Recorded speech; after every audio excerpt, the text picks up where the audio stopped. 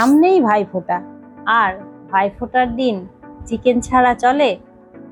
তাহলে আজ চিকেনের এই নতুন রেসিপিটি বানিয়ে ফেলুন, যা পুরো ইন্টারনেট খুঁজেও পাবেন না। আর সত্যি বলছি, চিকেনের এই রেসিপিটি একবার খেলে তা মুখে লেগে থাকবে। চলুন সময় নষ্ট না করে রেসিপিটি শুরু করা যাক।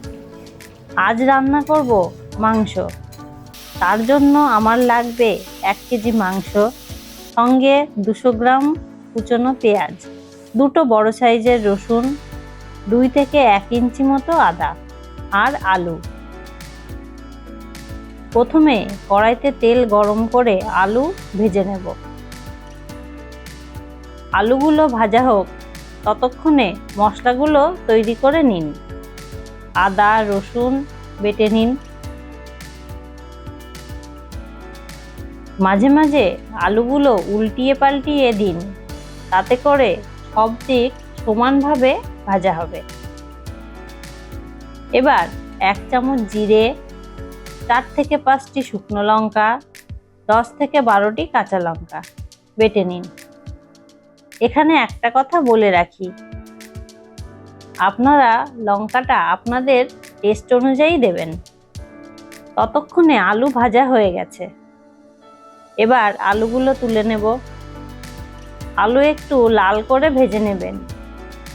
এবার ওই তেলের মধ্যেই মাংসগুলো দিয়ে ভেজে নেব। 8 থেকে 10 মিনিট মিডিয়াম আঁচে ভাজলেই একদম ঠিকঠাক মতো ভাজা হবে।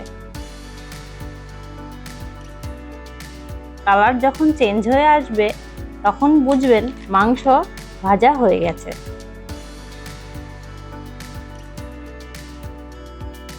এবার মাংস তুলে রাখুন।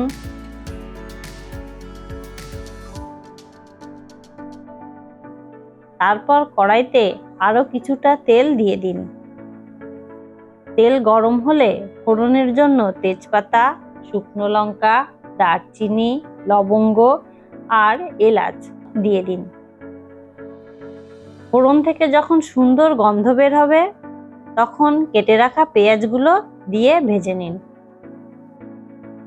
2 থেকে 3 মিনিট ভাজা হলে তাতে দিয়ে দিন অল্প পরিমাণে লবণ। এতে করে পেঁয়াজ তাড়াতাড়ি ভাজা হবে।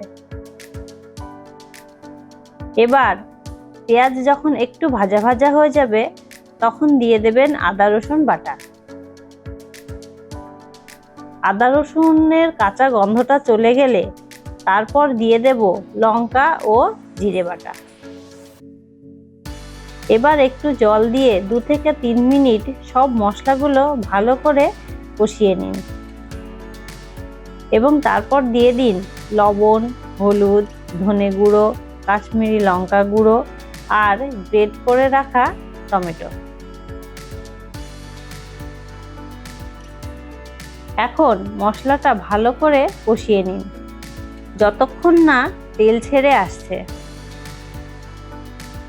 মশলা থেকে তেল ছেড়ে আসলে বুঝবেন মশলাটা খুব ভালোভাবে কষানো হয়ে গেছে। এইবার দিয়ে দিন ভেজে রাখা মাংস।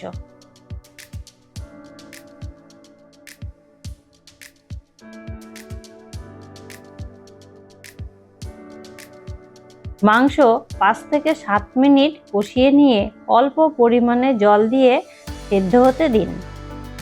এই সময় আলুগুলোও দিয়ে দেবেন।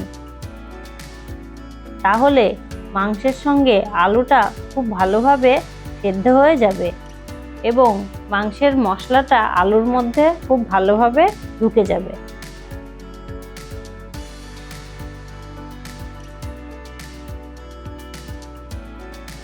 এইবার মাংস ও আলু ঢাকা দিয়ে অল্প আঁচে সেদ্ধ করুন।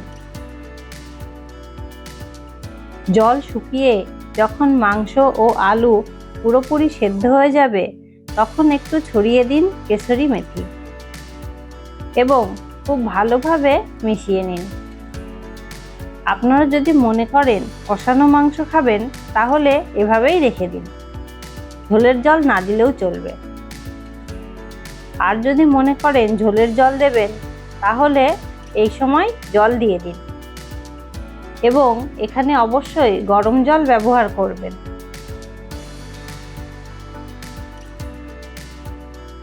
ঝোলের জল ফুটে গাঢ় হয়ে আসলে উপর থেকে কয়েকটি চেরা কাঁচা লঙ্কা আর কুচনো ধনেপাতা ছড়িয়ে দিয়ে নামিয়ে নিন।